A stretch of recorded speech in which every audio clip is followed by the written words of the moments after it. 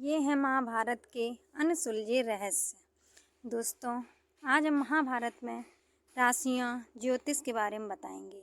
महाभारत के दौर में राशियाँ नहीं हुआ करती थीं। ज्योतिष 27 नक्षत्रों पर आधारित था, ना कि 12 राशियों पर। कहते हैं द्रौपदी पूर्व जन्म में शादी न होने के कारण परेशान थी और उन्होंने भगवान शिव की आराधना की थी। इससे भगवान शिव प्रसन्न हो गए थे और उन्होंने द्रौपदी से वरदान मांगने को कहा।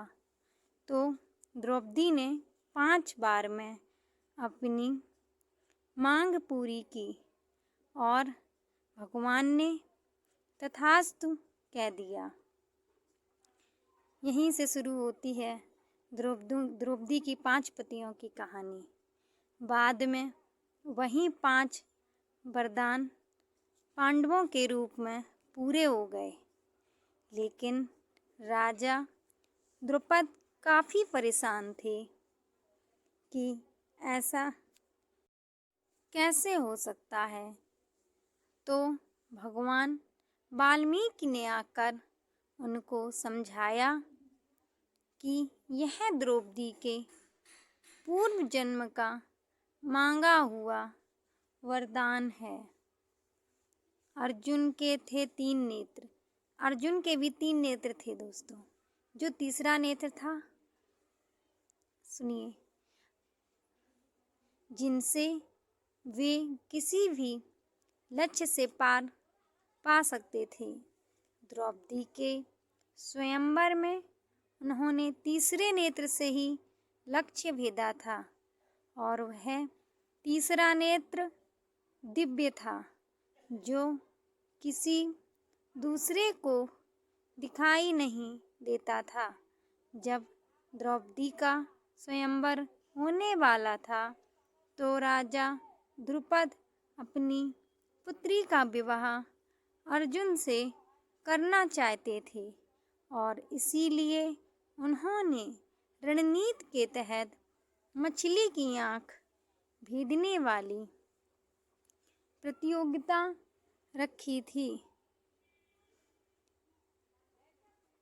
बाद में कर्ण के आने से स्वयंवर में थोड़ी खींचतान हो गई, लेकिन बाद में अर्जुन ने ही प्रतियोगिता जीत ली। हालांकि बाकी के राजाओं ने बाद में लड़ाई छेड़ दी थी, पर भगवान कृष्ण के बीच में हस्तक्षेप करने पर स्थिति नियंत्रण में आ गई। भीम का दोस्तों 5 भाइयों में सबसे पहले विवाह भीम का हुआ था। सुनिए आगे क्या हुआ। भीम पहले पांडव थे जिनका विवाह सबसे पहले हुआ था। दरअसल भीम का विवाह राक्षस हिडिंब की बहन हिडिंबा के साथ हुआ। राक्षस हिडिंब का वध कर देने के कारण हिडिंबा को उसके रक्षक के रूप में भीम से विवाह करना अनिवार्य था। इन दोनों की एक संतान भी हुई थी, जिसका नाम घटोत्कच था। घटोत्कच का वध महाभारत के युद्ध में हो गया था। दोस्तों, कौरव 99 भाई 1 बहन, इसीलिए कुल 100 कौरव माने जाते हैं। आइए जानते हैं कौरवों के बारे में। धृतराष्ट्र और गांधारी के 99 पुत्र और 1 पुत्री थी, जिन्हें कौरव कहा जाता था। कुरुवंश के होने के कारण ये कौरव कहलाए। सभी कौरवों में दुर्योधन सबसे बड़ा था।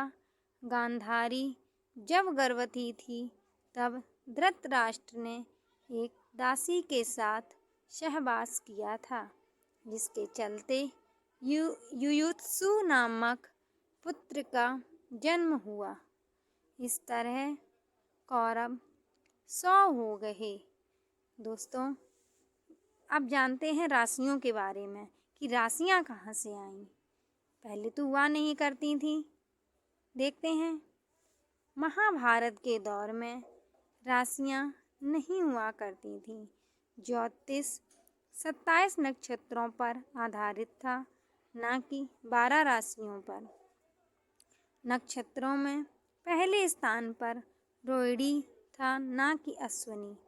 जैसे जैसे समय बदला, विभिन्न सभ्यताओं ने ज्योतिष में प्रयोग किए और चंद्रमा और सूर्य के आधार पर राशियाँ बनाईं और लोगों का भविष्य बताना शुरू किया। जबकि वेद और महाभारत में इस तरह की विद्या का कोई उल्लेख नहीं मिलता, जिससे कि यह पता चले कि ग्रह नक्षत्र व्यक्ति के जीवन को प्रभावित करते हैं। महाभारत युद्ध में विदेशी भी और एक ओर जहां यवन देश की सेना ने युद्ध में भाग लिया था, वहीं दूसरी ओर ग्रीक, रोमन, अमेरिका, मैसिडोनियन आदि योद्धाओं के लड़ाई में शामिल होने का प्रसंग आता है। इस आधार पर यह माना जाता है कि महाभारत विश्व का प्रथम विश्व युद्ध था। वेद व्यास नाम की कोई उपाधि नहीं हुई। वेद व्यास कोई नाम नहीं है, बल्कि एक उपाधि थी जो वेदों का ज्ञान रखने वाले लोगों को दी जाती थी। कृष्ण द्वैपायन से पहले 27 वेद व्यास हो चुके थे, जबकि वे खुद 28वें वेद व्यास थे। उनका नाम कृष्ण द्वैपायन इसलिए रखा गया क्योंकि उनका रंग सांवला कृष्ण के समान था और वे एक द्वीप पर जन्मे थे, इसीलिए उनका नाम कृष्ण द्वैपायन रखा गया था। दोस्तों, आपको हमारे द्वारा ये दी हुई जानकारी कैसी लगी, कमेंट करके ज़रूर बताएं। धन्यवाद।